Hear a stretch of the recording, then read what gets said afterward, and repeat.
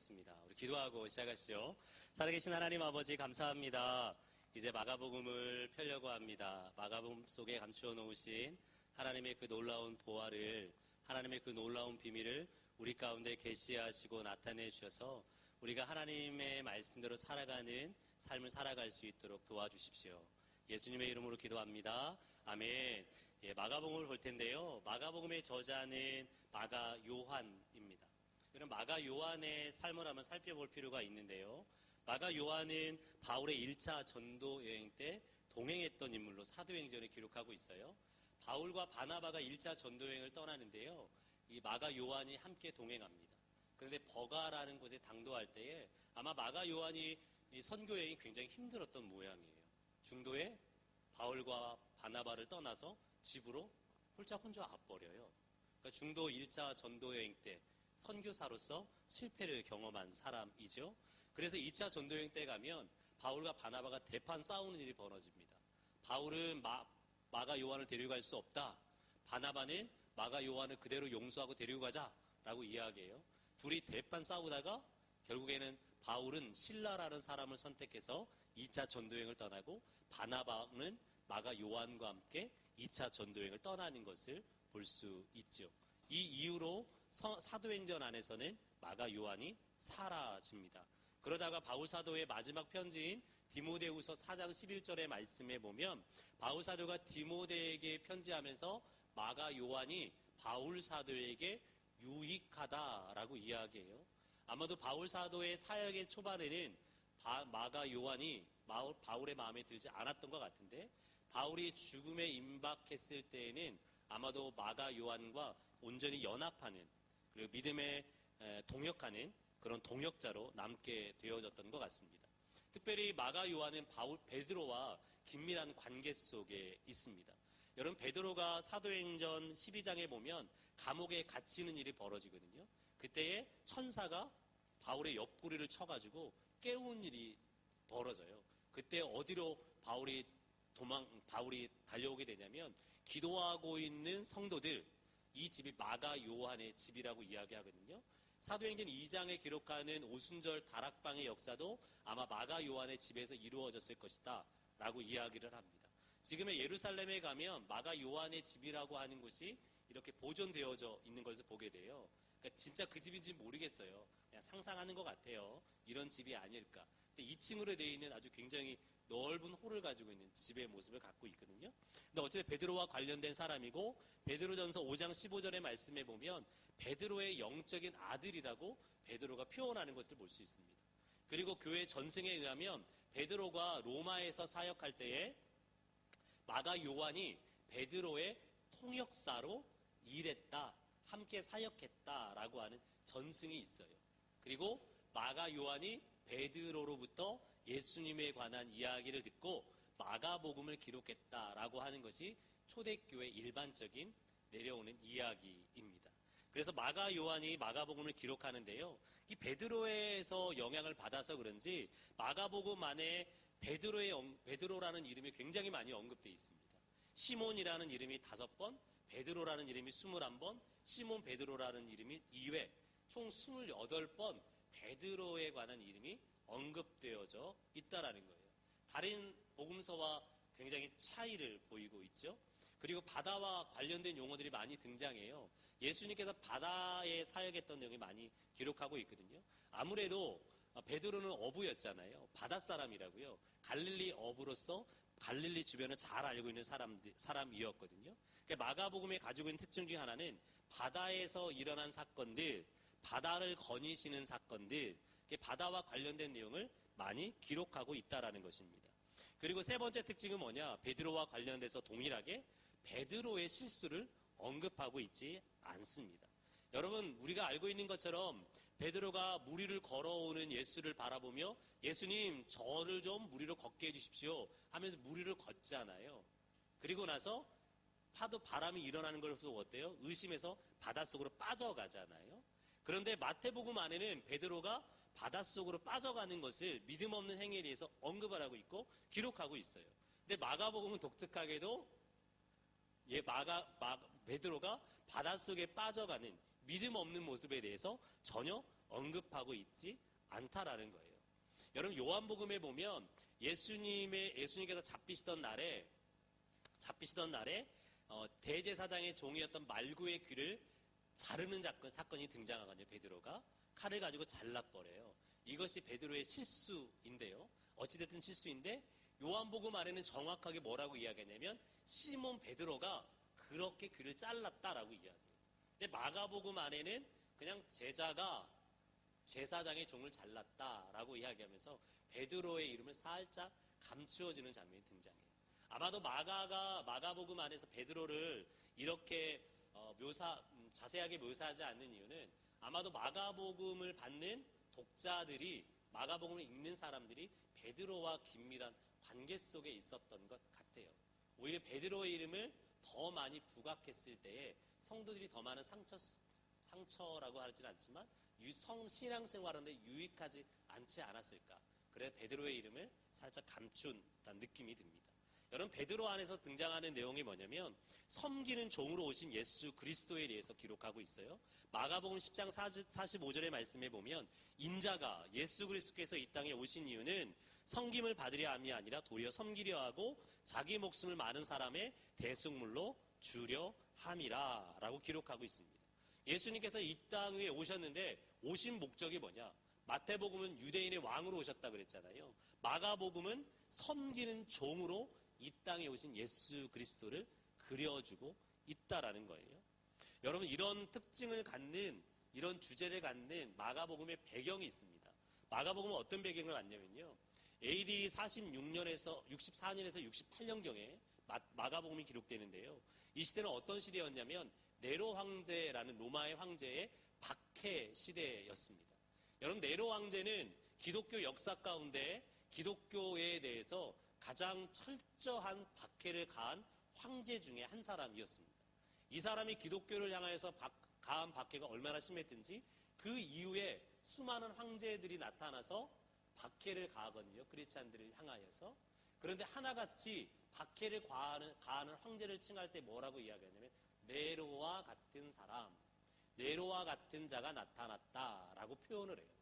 무슨 말이냐면 교회 성도들에게 믿음의 사람들에게 네로가 교회에게 가한 박해가 너무나도 심했기 때문에 그 박해의 기억이 계속해서 남아 있는 거예요.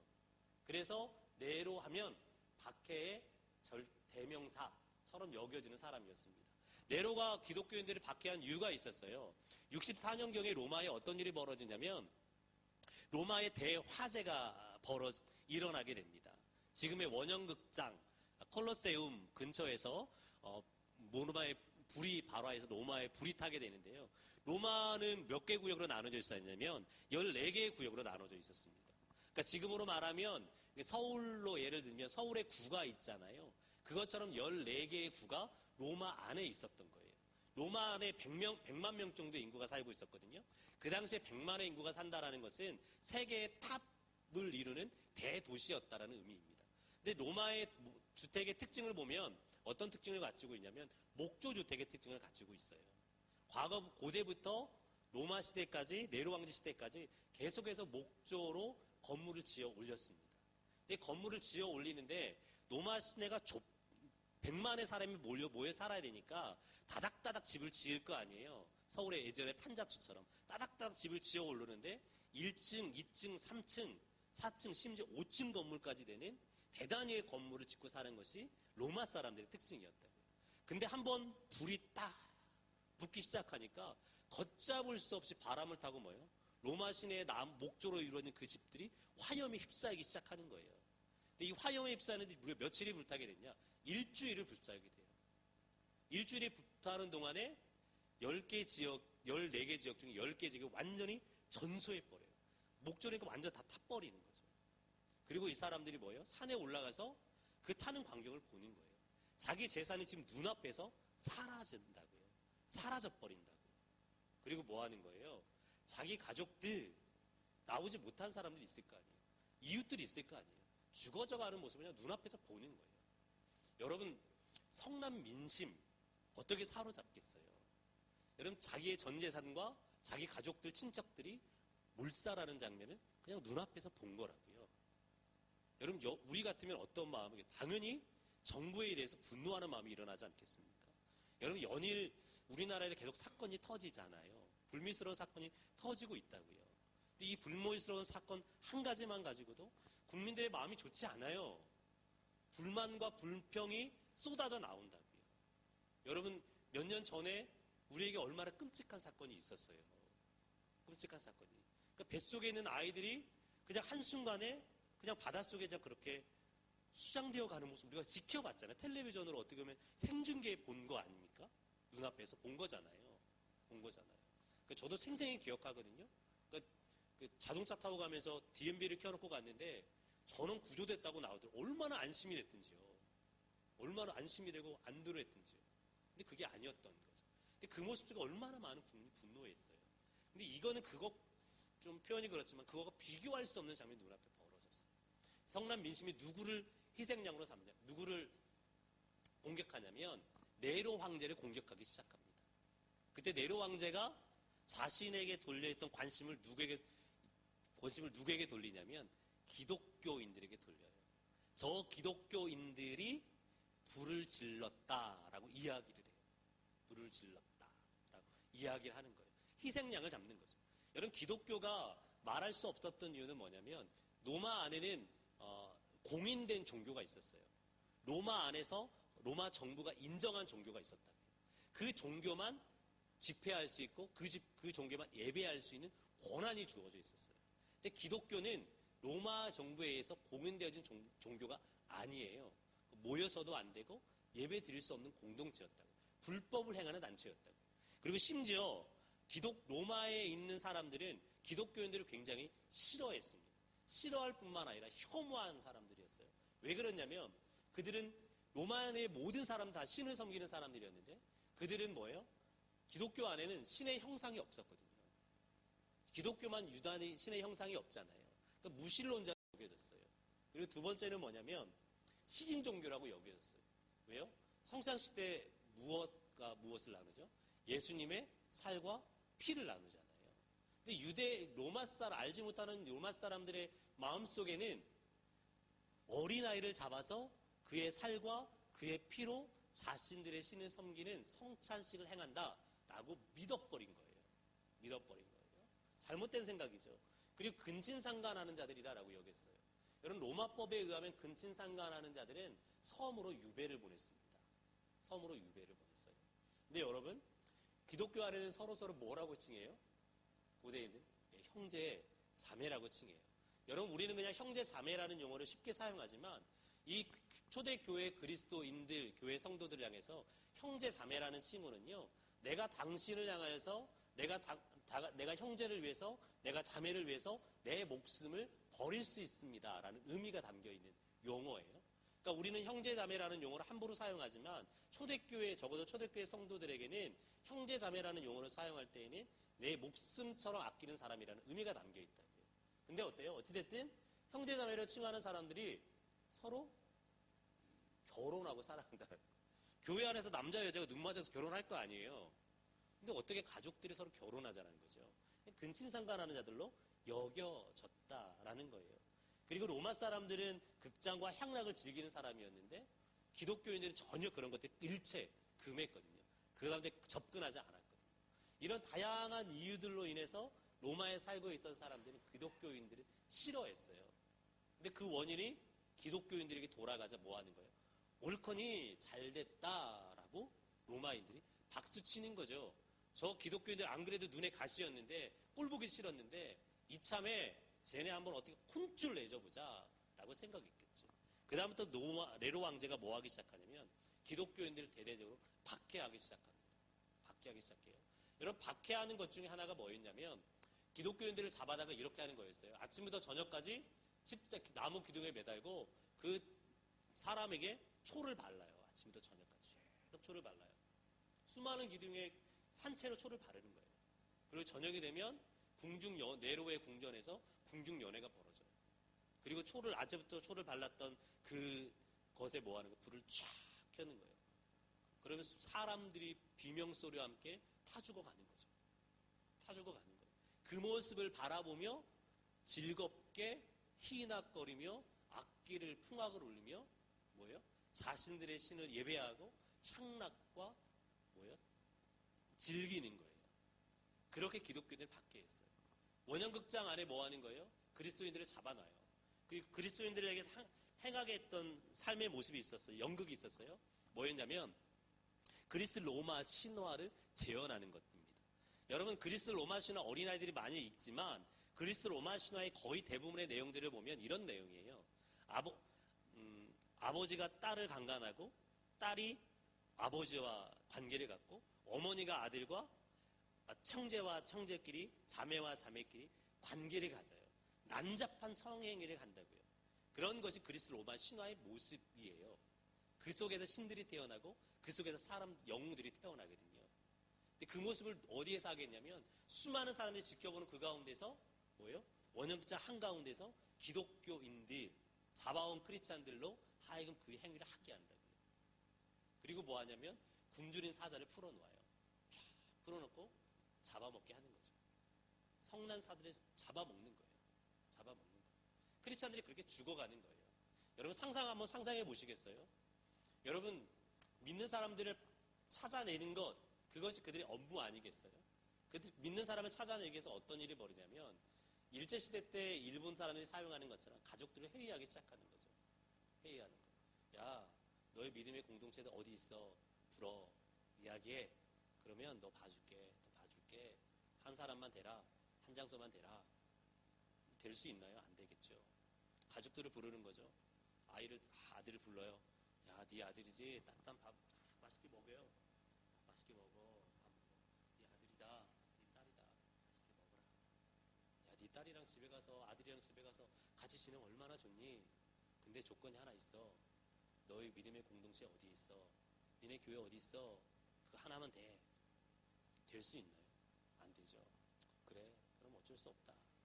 그리고 나서 뭐 하냐면 아이에게 네 아이는 집에 가게 하자 라고 가는 아이에게 양털 옷을 그 아이가 쭉 가는 거예요. 걸어가요. 그러면 뒤에서 뭐 하냐면 사냥개를 탁 풀어줘요.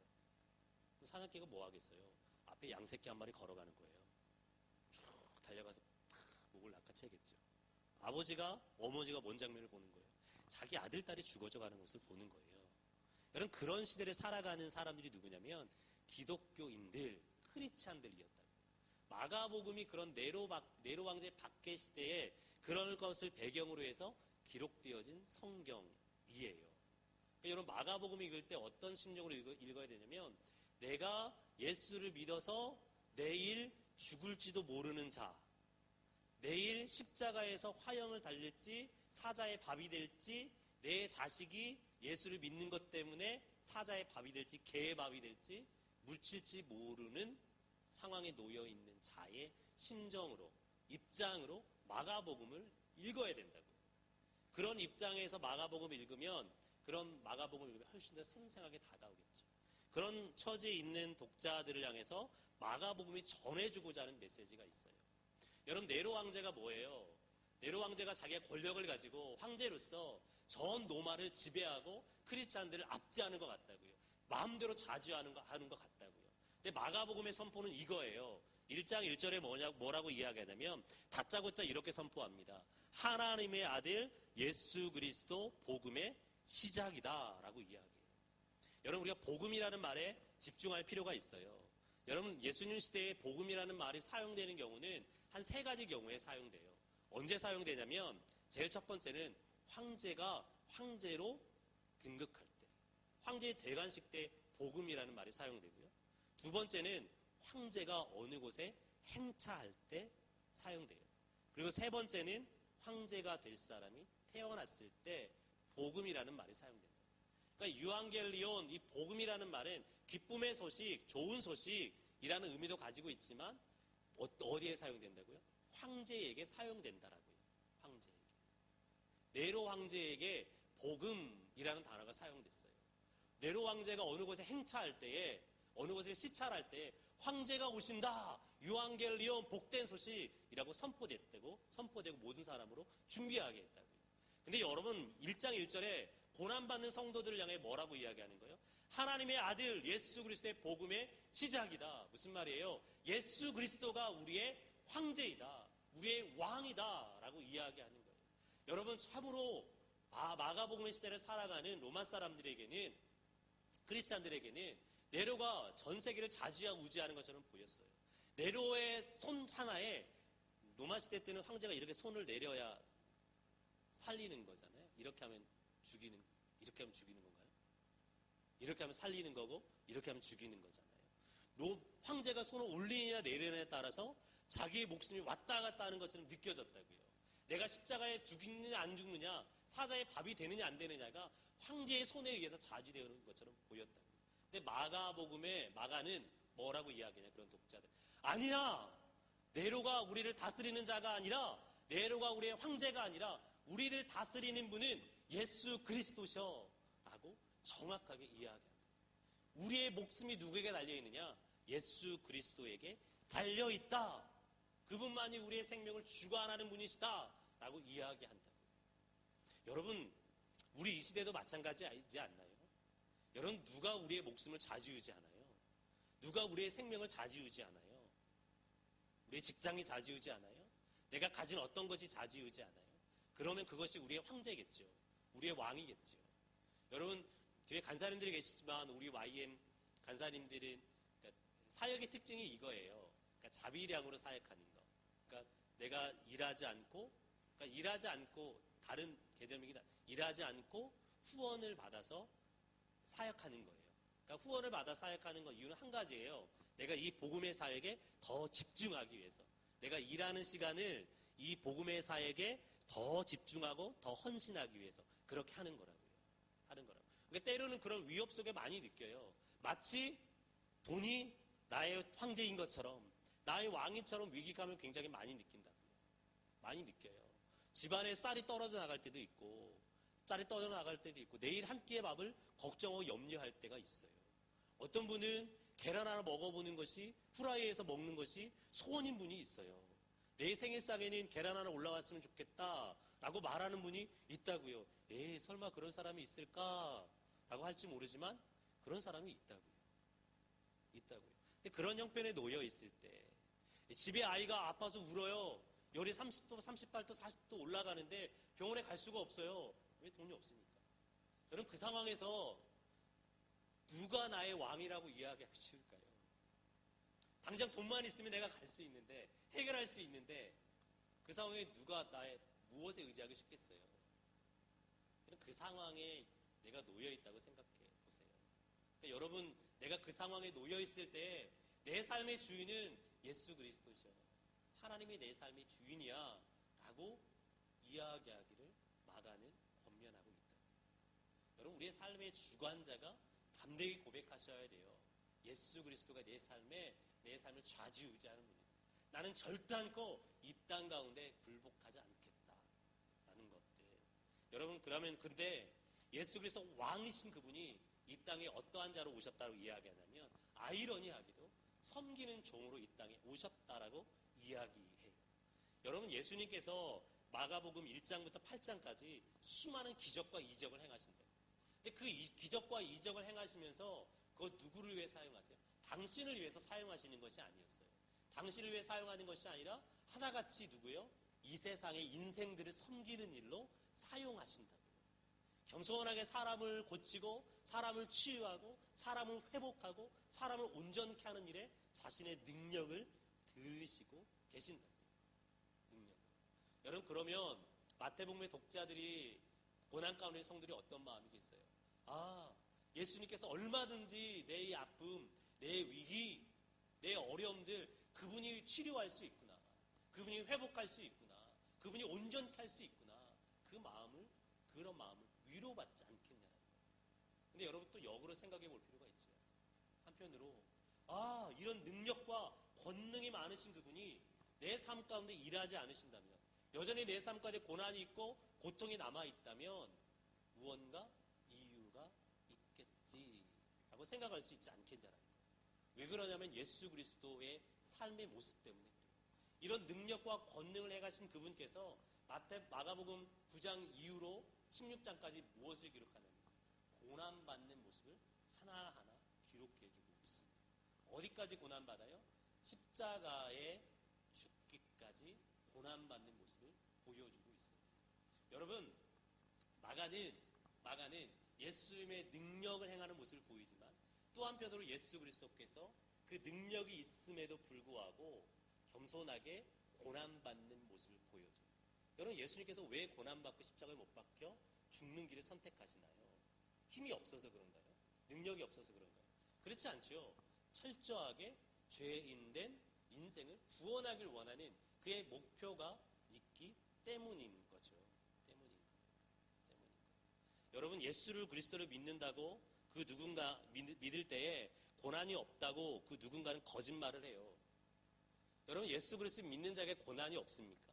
고통이 없습니까? 성경 어느 곳에 그런 말이 있던가요? 성경은 예수 그리스도 믿는 자에게 철저하게 고통과 고난이 있다라고 이야기해요. 여러분, 요한복음 11장에 보면 예수님께서 제자들에게 이렇게 말씀하시죠. 너희가 세상에서 환난을 당한다라고 말씀하세요. 너희가 세상에 환난을 당하나 강하고 담대하라고 말해요. 예수님 제자들 대놓고 이야기하는 거예요. 야, 너네 세상에서 편안하게 살 생각하지 마. 너희 세상에 살아갈 때에 너에게 고난이 있어. 핍박이 있고 아픔이 있어. 라고 예수님 정확하게 이야기하신다고요. 여러분, 믿음의 사람들 중에 그 누가 고난받지 않은 사람이 누가 있던가요? 여러분, 바울 사도가 예수를 믿는 것 때문에 평안하게 안락하게 노후 생활을 즐기는 거 보셨나요? 여러분, 그는 로마 감옥에 갇혀서 형장의 이슬로 사라지는 인생이었어요. 예수를 믿는 것 때문에. 그는 로마 시민권자로 유대인의 놀라운 학자로 얼마든지 떵떵거리며 평안한 자의 삶을 살 수 있는 인생이었다고요. 근데 예수 그리스도 한번 잘못 믿는 것 때문에, 죄송합니다. 예수 그리스도를 믿는 것 때문에 고난의 길을 걸어가는 인생이 돼요. 마지막에 요세푸스라는 사람이 바울의 죽음을 이렇게 기록해요. 바울사는 로마 시민권자이기 때문에 십자가에 못 박혀 죽이지 않습니다. 로마 시민권자는 그런 형벌을 당하지 않거든요. 바울 사도를 돌기둥에 목을 세워놓고 도끼로 찍어요. 도끼로 찍어 사형 선고하는 거예요. 그러자 그의 머리가 통통통 3번 튀었다. 그리고 그의 머리가 멈춘 곳에서 분수가 솟아올랐다. 영웅 같은 이야기를 하는 거죠. 어찌됐든 바울 사도 그의 마지막은요, 죽는 거였어요. 온갖 고난 다 당하다가 예수 그리스도를 위해 고난 당하는 것이 그의 모습이었다고요. 베드로는 어떻게 죽나요? 고난받다가 뭐 하는 거예요? 십자가에 못 박혀 죽죠. 나는 예수님처럼 온전하게 죽을 수 없다. 나는 거꾸로 못 박혀 죽겠다. 거꾸로 못 박혀 죽는 인생이 된다고요. 여러분, 예수를 믿는 자들에게 여러분, 예수님께서도 어떤 길을 걸어가세요? 고난의 길, 고통의 길을 걸어간다고요. 우리에게 놓여져 있는 예수를 믿는 자의 길이 뭐예요? 고난과 고통의 길이에요. 여러분, 우리의 길 가운데 하나님께서 평안한 길, 평탄한 길 주셨으면 좋겠어요. 그런데 예수님께서 우리에게 요구하시는 길은 그런 길은 아닌 것 같더라고요. 성경의 역사가 증명하고요. 성경의 역사가 증명하고 믿음의 사람이 증거를 해요. 적어도 이 시간에 마가복음을 들은 앉아 계신 여러분들은 이제 평안한 신앙생활을 할 마음은 접으시는 게 좋아요. 왜요? 성경이 그렇게 기록하기 때문에. 예수를 믿는 자는 마땅히 주를 위해 고난받아야 된다. 누구처럼요? 예수님처럼. 그것이 성경이 우리에게 증거하는 바입니다. 근데 여러분, 제자들은 끊임없이 무엇을 구하는지 아세요? 여러분, 마태복음 8장 31절, 9장 30절, 32절, 10장 31절, 33절 무엇에 대해서 이야기하냐면요. 예수님께서 제자들을 향해서 3번에 걸쳐서 무엇을 이야기하냐면, 야, 내가 예루살렘에 올라가면 십자가에 못 박혀 죽을 거야. 그리고 3일 만에 다시 살아난다 라고 이야기해요. 예수님께 십자가에 못 박혀 죽을 것을 이야기한다고요. 3번이나 걸쳐서. 근데 그때마다 제자들이 하는 일이 있어요. 하는 꼴이 이거예요. 첫 번째 할 때는 베드로가 뭐예요? 예수님 붙들고 항변해요. 항변했다라는 말은 무슨 말이냐면, 예수님 그러지 마세요.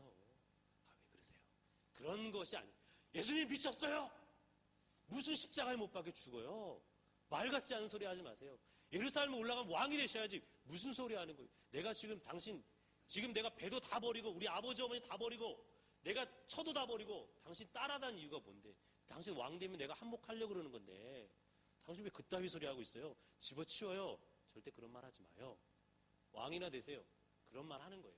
항변했다는 말이 그런 말이에요. 두 번째 뭔지 알아요? 제자들끼리 서로 싸워요. 뭐 가지고요? 누가 크냐 가지고. 야, 예수님 왕이 되면 내가 예수님 옆에 총리할 거야. 야, 너는 저기 가서 장관이라고 앉아 있어. 너는 비서실장이라 하든지. 야, 내가 예수님 다음이지. 내가 너보다 더 큰 제자야. 내가 너보다 더 큰 사람이야. 너는 내 발밑에도 못 와. 서로 누가 크냐? 싸우고 있더라는 거예요. 그리고 뭐예요? 세 번째는 뭐냐면요. 야고보와 요한은 뭐예요? 자리를 요구해요. 노골적이에요, 이제는. 예수님 예루살렘 올라가면 분명히 왕이 될 텐데요. 그때 한 사람, 우리 야고보는 오른편에 앉히고요. 요한 저는 왼편에 앉아주세요. 예수님 양옆에 쫙 버티고 앉아주세요. 뭐예요? 서로 높은 자리 차지하겠다고 싸우고 있는 거예요. 예수님은 죽음을 이야기하는데. 여러분, 우리는 좀 그러지 않으셨으면 좋겠어요. 우리 좀 그렇지 않으셨으면 좋겠어요. 예수님께서 우리를 향하여서 말씀하실 때 예수님의 죽으심과 고난받으심을 바라보고 쫓아가는 우리 아닌가요? 그럼 그 앞에서 누가 잘났다 말할 필요 뭐 있어요? 묵묵히 그분이 걸어간 길 내가 걸어가면 되는 거예요. 걸어가면 되는 거예요. 여러분, 마가복음의 제자들 그 죽음의 현장에서 그들이 무엇을 논했을까요? 무엇을 이야기했을까요? 저는 그거 논했을 것 같아요. 야, 내가 이렇게 예수님 위해서 십자가에 못 박혀 죽지만 나 그 하나님 나라에 갔을 때 예수님 나를 어떻게 안아주실까?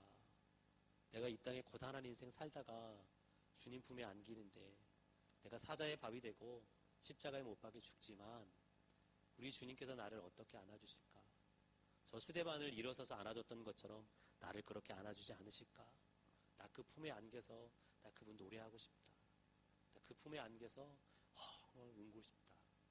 예수님 저 그 땅에서 너무 힘들었어요. 예수님 저 사자밥이 될 때 얼마나 괴롭고 슬펐는지 몰라요. 십자가에 못 박혀 죽을 때 예수님 저 부인하고 싶었어요. 예수님 모른다고 말하고 집에 쫓아가고 싶었어요. 근데 예수님 저 정말 잘했죠. 끝까지 믿음 지키고 이렇게 왔어요. 그것 노래하지 않았을까요? 서로 이야기하지 않았을까요? 그러면 찬양하며 그렇게 영광스럽게 주님 품에 안기지 않았을까요? 이것도 에티오피아에 있을 때 제 고백인데요. 한 가족을 신방을 갔어요. 이 아이는 어렸을 때 자기 부모를 잃었어요. 그리고 어렸을 때부터 그러니까 혼자서 집에서 생활하는 거예요. 혼자 생활하는 거예요. 학교를 가려면 여자아이였는데 12살 정도 됐던 아이예요.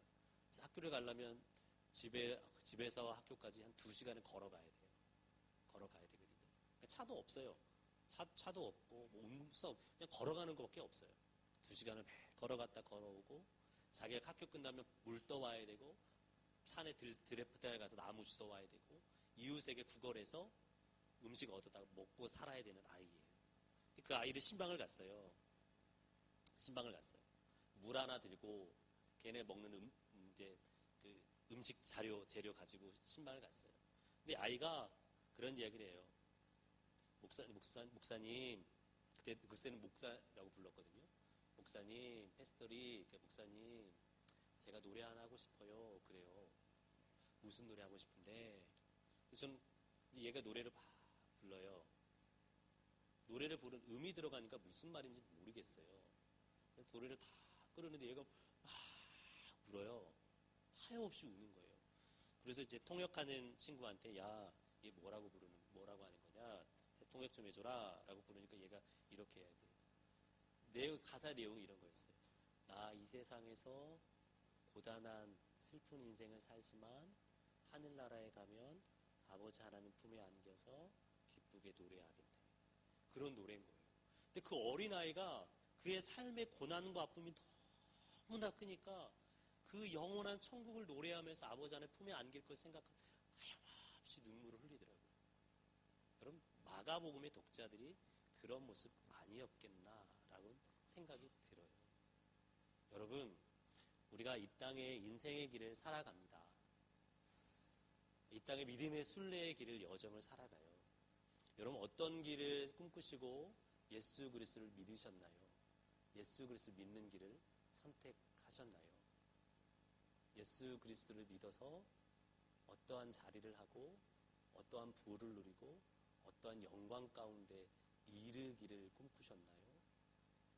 아니, 좀 좁게 생각해서 교회의 일꾼이 되기로 작정하셨을 때 왜 교회의 일꾼이 되기로 작정하시고 결단하시고 그렇게 받아들이셨나요?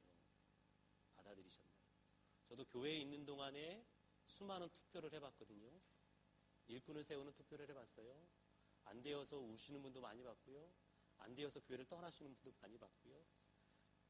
되어서 너무나 기뻐하고 즐거워하고 행복해 하시는 분도 많이 봤어요. 근데 제가 하나같이 묻는 질문이 있었어요. 왜 되기로 결정하셨어요? 아니, 내가 거부할 수 있잖아요. 근데 왜 되기로 결단하셨어요? 늘 항상 물어봤어요. 한 분 한 분. 만날 기회가 많이 있어서 물어봤어요. 자신 있게 뭔가 대답하지 못해요. 왜요? 되고 나면 뭔가 좋을 거라 생각하는 거예요. 되면 뭔가 인정받을 것 같은 느낌이 드는 거예요. 사람들이 나를 우와 하고 봐주지 않을까 생각하는 거예요. 근데 여러분, 적어도 내가 예수 그리스도의 종이 되었다라고 이야기하는 것은 하나님의 교회 안에서 내가 예수님께서 하나님의 뜻을 따라 고난의 길을 걸어가신 것처럼, 십자가 길을 걸어가신 것처럼 그 길을 살아가기로 결단하는 거예요. 내가 그 길로 달려가기로 결정하는 거예요. 하나님의 귀한 교회에 어려움이 있고 아픔이 있을 때에 내가 먼저 그 앞을 막아서는 자가 되겠다라고 결단하는 거라고요. 여러분, 제가 전에 중국 교회를 들은 적이 있어요.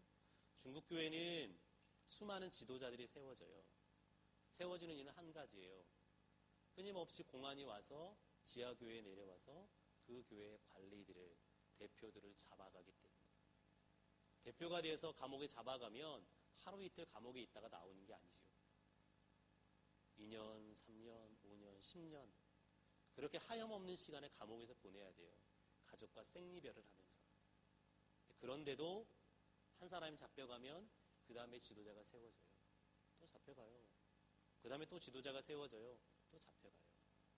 중국교회 안에 적어도 지금은 아니지만 과거에는 지하교회 지도자가 된다라는 것은 내가 감옥에서 5년, 10년 내 가족과 생리별하며 지낸다라는 것을 의미했다고요. 여러분, 내가 교회의 지도자가 되고 일꾼이 된다라는 말은 무엇을 의미하느냐?